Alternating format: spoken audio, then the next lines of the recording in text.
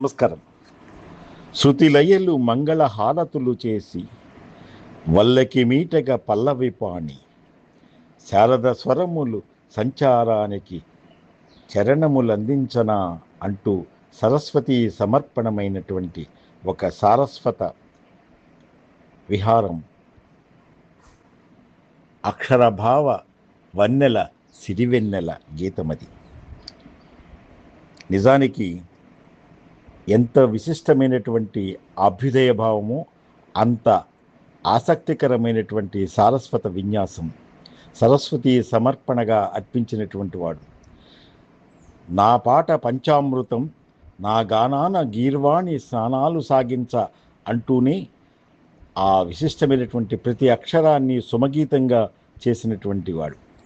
పాటల పల్లకి మోసినటువంటి భావాల నవ్యతతోటి ఊరేగించినటువంటి కొత్త బాటల ఆ భావాల బోయి సిరివెన్నెలని చెప్పచ్చు.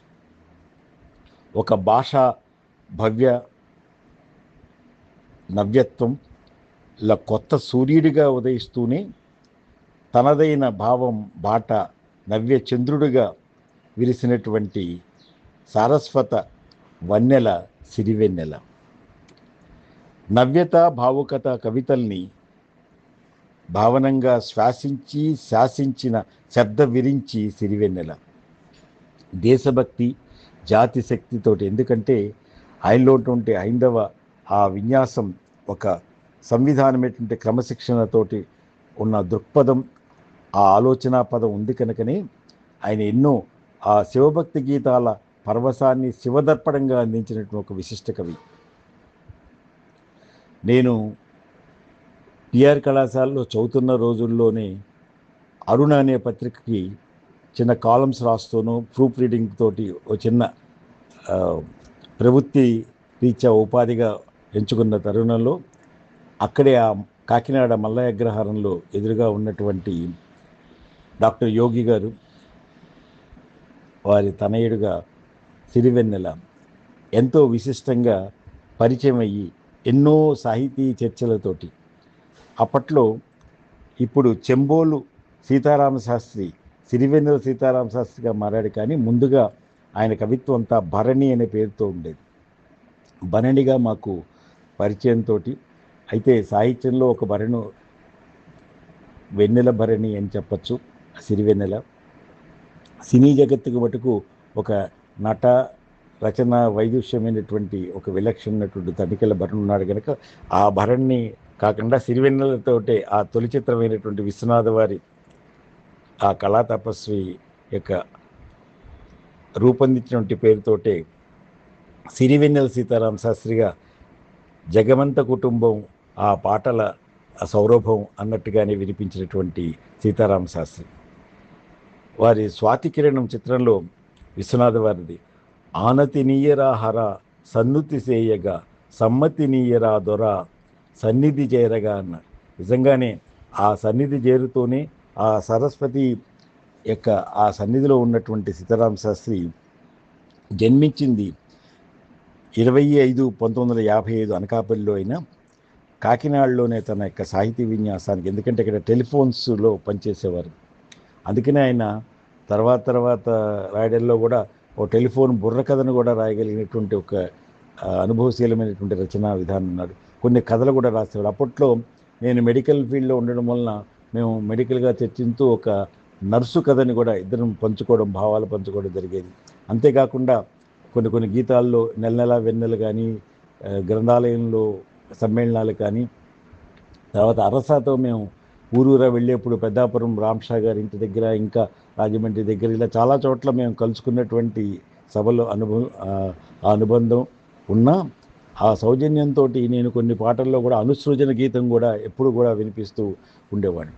అటువంటి ఆయన ఆ శివభక్తి పారవశ్యమైనటువంటి శివదర్పణానికి సమంగా ఆ గంగావతరణం, ఏదైతే ఆ గంగావతరణం యొక్క పాట వినే మన కళా తపస్వి ఆయనకి సిరివెన్నెలలో ఇవ్వడం, అటువంటి విశిష్టమైనటువంటి ఆ భావజాలంతో ఉండడం, ఆత్మ వినాశపు అరాచకాన్ని స్వరాజ్యం అందామా, దానికి సలాము చేద్దామా అంటూ శాంతి కపోతపు కుత్తుక తెంచి ఆ తెచ్చిన బహుమానం రక్త సింధూరం అన్నటువంటి ఆ భావం ఏదైతే సింధూరం చిత్రంలో కృష్ణవంశ అడిగి మరీ తీసుకున్నటువంటి గీతం ఎంతో విశిష్టమైంది.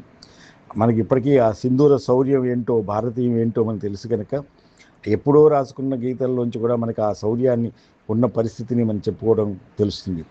త్రిశంకు సర్గంలో త్రివర్ణ స్వప్నం, విషాద వర్షం, వివర్ణ చిత్రం ఇటువంటి భావాలతోటి అటు ఆ కళానికి అన్నివేపులా పదునే అన్నట్టు గాయం చిత్రంలో 1993లోనే చెప్పినటువంటిదే. కానీ ముఖ్యంగా సురాజ్యం అవ్వలేని స్వరాజ్యం ఎందుకని, భారత పతాకం తల్లి ఆ తపనల అక్షర భావశ్రుతిని, ఆ మనోగీతిని అందించినటువంటి వాడు. రామ్ గోపాల్ వర్మ గారు కూడా మీరు పాట రాస్తేనే నేను ఆ సినిమా తీస్తాను, అటువంటి దాంట్లో అంటే ఆ సినిమా కోసమే రాసినట్టుగా ఆ పాట ఆ గాయం చిత్రం నిగ్గదీసినట్టు అడిగినటువంటిది. అంతేకాదు ఆయనలో ఉన్నటువంటి ఆ వేదాల వాణితో విరించి విశ్వనాటకం ఆడించినటువంటి ఆ వల్లకి మీటగా పల్లవీపాణి, ఆ శారద స్వరాలు ప్రతి పదంలోనూ భావంలో కూడా తొణికిసలాడతాయి. కనుక పాట మనసు పూదోటగా, భవిత బాటగా, భావాల కోటగా అనిపించినటువంటి ఒక విశిష్టమైనటువంటి భావ చిత్రణ. ఆయన గంగావతరణ కూడా ఒక సుదీర్ఘ గీతం, అది ఎంతో విలక్షణంగా ఆయన పోడియం మీదే తనే పాడుతూ తను వాయిస్తూ దాని తాళంతో అందరినీ కూడా మైమరిపించేవాడు. అటువంటి విశిష్ట కవి మనకి చెప్పవలసిన వాడు ఏంటంటే ఒక జ్ఞాన సరస్వతిని మరో రూపంగా చూపించినటువంటి వాడు, విజ్ఞత గీతుల మనోదీపంగా వెలిగినటువంటి వాడు ఆ సిరివెన్నెల అనిపిస్తుంది. 2019లో పద్మశ్రీ అందుకున్నటువంటి ఆ విశిష్ట కవి ఇంకా ఎన్నో జాతీయ అవార్డు ఉత్తమ కవిగా రావాల్సిందే, కానీ రాలేకపోయినా ఎన్నో నందులు ఎన్నెన్ని అనుకున్నటువంటి ప్రమాణం కాకుండా ఒక ప్రామాణికం సినీ విభావరికి ఒక ఎప్పటికీ కూడా పున్నమి వెన్నెల అందించిన సిరివెన్నెల అనిపిస్తుంది. కళ్ళు చిత్రంలో తన గొంతుతోటే స్వరంతో వినిపించి తెల్లారింది లెగండోయ్ కొక్కురోకో అంటూ మంచాలిక దిగండోయ్ అంటూ ఆ మేలుకొల్పులాగే అనిపిస్తుంది. యువతను కూడా ఎంతో ఉర్రు తొలగించినటువంటి పాట. శివ చిత్రంలో బోటనీ పాఠం ఉంది, మ్యాటనీ ఆట ఉంది, దేనికో ఒకటి చెప్పరా అంటూ అడిగిన. ఇంకొకటి మనకి బాగా విశిష్టంగా అందరికీ బలపం పట్టి బామ ఒళ్ళో ఈ దిద్దుకోన అన్నట్టుగా ఒక రసజ్ఞత విజ్ఞత రెండింటినీ పాటించిన ఉంటుంది. అటువంటి జ్ఞాన సరస్వతికి మరో రూపంగా, అంతేకాకుండా స్త్రీ చైతన్యానికి స్త్రీకి మనసు పెట్టి అందించాలి సహకారం, మానవతా చరితకి అదే శ్రీకారం అంటూ శ్రీకారం ఆ టైటిల్ పాటలో కూడా వినిపించడమే కాదు, ఇంకా విశిష్టంగా చెప్పాలంటే ఆయన రచనలన్నిటిలో కూడా ప్రామాణికంగా చెప్పవలసినటువంటిది ఒక భారతీయతా భావం, హైందవ సనాతన సంస్కారం భవ్యంగా రమ్యంగా కవితాగానమై వినిపిస్తుంది ఆ సిరివెన్నెల. ఏ శ్వాసలో చేరితే గాలి గాంధర్వం అవుతుందో, ఏ మోవిపై వాలితే మౌనం మంత్రమవుతుందో తెలిసి ఆ శ్వాసలో, ఆ భారతీయ శ్వాసలోనే లీనమై అఖిల తెలుగుల యొక్క మోవిపైనే మంత్రమైనటువంటి ఆ స్వరం, ఆ మాధవునే చేరిన ఆ మధుర కవి సిరివెన్నెల. వెన్నెల దీపం కొందరిదా, అడవిని సైతం వెలుగు కదా అని మరో మానవతా సమతా వేదంలా వినిపిస్తూనే సిరివెన్నెల మనకి చాలా విశిష్టంగా మరో అన్నమయ్యలాగా మరో వేమనలాగా కనిపిస్తాడు. తెల్లవారదేమో స్వామి, అదేదో త్యాగరాజ ఎక్కుతేమో లేకపోతే అన్నమయ్య ఎక్కుతేమో అనుకునే కాదు, తనదైనటువంటి విశిష్టమైనటువంటి కృతిగా అందించిన వాడు. ఎందుకంటే పాడిన జేసుదాసు వారు కూడా భ్రమింపజేసినటువంటిది కృతిగా. అలాంటి విశిష్టమైనటువంటి కవి. విరిసిన ప్రతి పువ్వు కురిసిన చిరునవ్వు కావాలని ఆకాంక్షించినటువంటి అక్షర సిరివెన్నెల కనుకనే సమాజాన్ని నిగ్గదీసే అడుగు అంటూ ఆ సమాజ జీవోత్సవాల్లోంచి మనం మేలుకొల్పాలని చెప్పినటువంటి నిధించిన వాడు. ఎప్పుడూ ఒప్పుకోవద్దు ఓటమి, ఎప్పుడు వదులుకోవద్దు ఓరిమి అని చెప్పినటువంటి ఒక ఆ దిశ నిర్దేశమైనటువంటి ఒక మరో సుమతిలాగా అనిపిస్తాడు. కృష్ణశాస్త్రి పథక భావుకత, ఆత్రేయ భావ సౌజన్యం కలగలిసిన వేటూరి ఆ రసభావాల ఓటలూరినటువంటి భావం తనదైన ముద్రలో వన్నెలు చేర్చినటువంటి అద్వితీయ కవి పద్మశ్రీ సిరివెన్నెల. ఎన్ని వాస్తవాల్ని, వర్తమానానికి, వ్యక్తిత్వ వికాసాన్ని, మనో ప్రభాతాల్ని అందించినటువంటి ప్రకృతి భావనలతోటి ఒక ఉన్నత భావాల ఉత్తమ కవిగా, ఉన్నత స్థాయి సినీ సాహిత్యానికి ఒక తనదైన క్రమశిక్షణ దృక్పథంతో, పందాతోటి అందించినటువంటి వాడు కనుకనే అచ్చమైన పున్నమి వన్నెల స్వచ్ఛ అక్షర సిరివెన్నెల అని చెప్పచ్చు. తాళం లేని ఇల్లు ఉండదు, అలాగే సిరివెన్నెల పాటకి తాళం వేయని తెలుగువాడు ఉండడు అనిపిస్తుంది.